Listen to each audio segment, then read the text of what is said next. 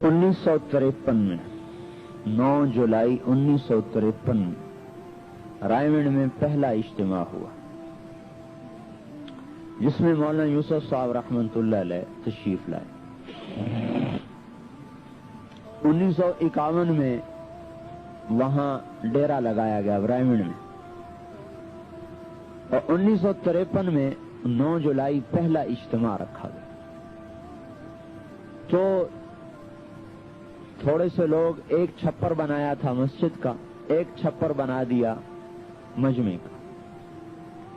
इज्तिमा खत्म हुआ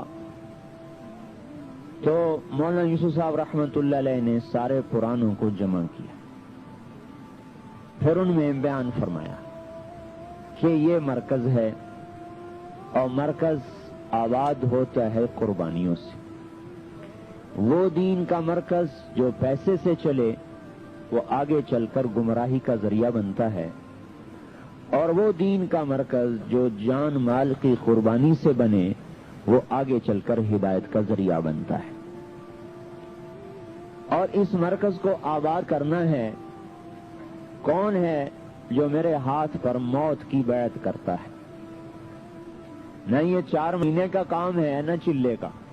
वे 4 महीने चिल्ले का क्या मतलब है, कारोबार मेरा काम कोई और है, उसमें से थोड़ा सा खैरात आपको भी दे देता हूं। तो अभी तो हम तबलीग को एक साइल की तरह टाइम दे दें। साइल का तब 1 रुपए का सवाल है, 1 रुपए का सवाल है, तो वो कहते भाई चिल्ले का सवाल है, तो हम भी कभी कभी चिल्ला उसको फेंक देते हैं, चल भाई चिल्ला तबलीग को साइल को दे दी। तो मौलवी साहब रहमतुल्लाह अलैह ने फरमाया कि ना 4 महीने न चिल्ला, ये पूरी उम्मत की जिंदगी का काम है और उम्मत को इस पे लाना है। तो कुछ लोग ऐसे चाहिए जो मेरे हाथ पर बैत करें कि हम मर जाएंगे इस मरकज को नहीं छोड़ेंगे। और भूख आएगी रोटी नहीं मिलेगी और हमारा कोई जिम्मा नहीं रोटी देने का, और प्यास आएगी और हमारा कोई जिम्मा नहीं पानी मुहैया करने, और बीमारी आएगी और हमारा कोई जिम्मा नहीं दवाई देने का, और यहां से हिलेंगे नहीं। बोलो कौन तैयार है?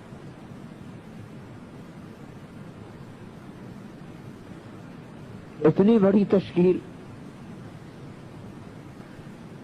तो 18 आदमियों ने नाम दिए। तो जब आदमी खड़ा होता था सबसे पहले अब्दुल वहाब साहब खड़े हुए।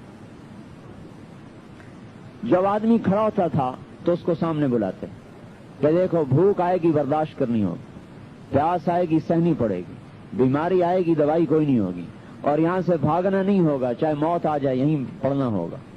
तैयार हो? कहता जी तैयार हूं। उसे मजमे से बाहर निकाल लेते। मुश्ताक साहब एक हमारे बुजुर्ग हैं, वो फरमाने लगे, मैं भी उस बयान में था। तो मियां जी मेहराब मुझे तरगीब देने लगे कि तू भी नाम लिखा।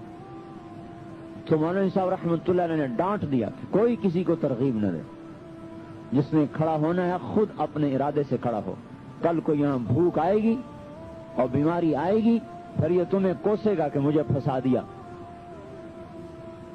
जिसने खड़ा होना है अपनी हिम्मत और फैसले पर खड़ा। तो उन 18 आदमियों से बैत ली कि यहां से नहीं हिलना चाहे मौत आ जाए। तो उन सब ने यह फैसला किया कि यहां से नहीं हिलेंगे चाहे मौत आ जाए। और मुझे हाफिज सुलेमान साहब ने सुनाया कि 3-3 दिन की भूख आम चीज थी, और बाज़ औक़ात ऐसा होता था कि सख्त भूख लगी हुई और अल्लाह ने रोटी भेज दी और हम खुश हो गए, अल्लाह तेरा शुक्र है खाना आ गया। ऊपर से कोई मेहमान आ गए तो मियां जी अब्दुल्ला रहमतुल्लाह अलैह मौलाना लियाज़ साहब के खादिम थे, हमारे सामने से रोटी उठा लेते और उस मेहमानों को खिला देते और हम फिर भूखे के भूखे रह जाते। चौथाई रोटी मिलती थी, मक्की की, जौ की, आटे की रोटी तो कभी कभार आती थी, सालन देखने को नहीं मिलता था। اور مرچوں کے ساتھ نمک اور مرچ پانی میں گھول کے اس کی روٹی کھا لیتے تھے. اور دور دور تک کوئی نہ آنے والا، نہ کوئی جانے والا، نہ کوئی پوچھنے والا. اور لکڑیاں کاٹ کے لاتے تھے تو ان میں سانپ پھنسے ہوتے تھے. جو سر کے اوپر سانپ رکھے ہوئے لکڑیاں لا کے اس میں ڈالتے تھے تو نیچے پھینکتے تو سانپ نکلتے. کہ ایک دن 18 دن گزر گئے، سالن کھانے کو نہ ملا. اور میرا بڑا دل ہو کہ یا اللہ کہیں سے کوئی سالن مل جاتا. 18 دن گزر گئے، سالن نہیں ملا. آپ کے دسترخوان پر تو 18 قسم کے کھانے رکھے ہوتے ہیں، اور وہاں 18 دن گزر گئے، سالن نہیں ملا. تو کہنے لگے 18ویں دن میں بیٹھا تھا تو کسی نے کہا کہ بچی تمہاری مرنے کے قریب ہے، اس کو آ کے دیکھ لو. کہ میں جب گیا تو گھر کیا تھے، وہیں چھوٹی چھوٹی جھونپڑیاں بنا دی تھی. جب میں گیا تو بچی مرنے کے قریب. ایک کوئی ہماری رشتہ دار دور سے آئی بچی کا حال پوچھنے، تو وہ کدو کا سالن پکا کے لائی اور روٹی. انہوں نے کہا جب میری نگاہ سالن پر پڑی تو میں بچی کی موت بھول گیا اور میں کھانے پہ بیٹھ گیا. کہا وہ عورت کہنے لگی کیسا ظالم باپ ہے کہ بچی مر رہی اور اس کو روٹی کی پڑی ہے، اور اس بیچاری کو کیا پتا تھا کہ آج 18واں دن گزر چکا ہے اور مجھے کھانے کو نہیں ملا سالن.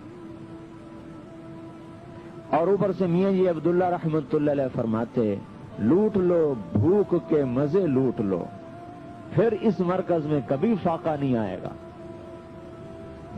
یہی دعوت کا مزاج ہے کہ یہ دنیا کو مسخر کر دیتی ہے.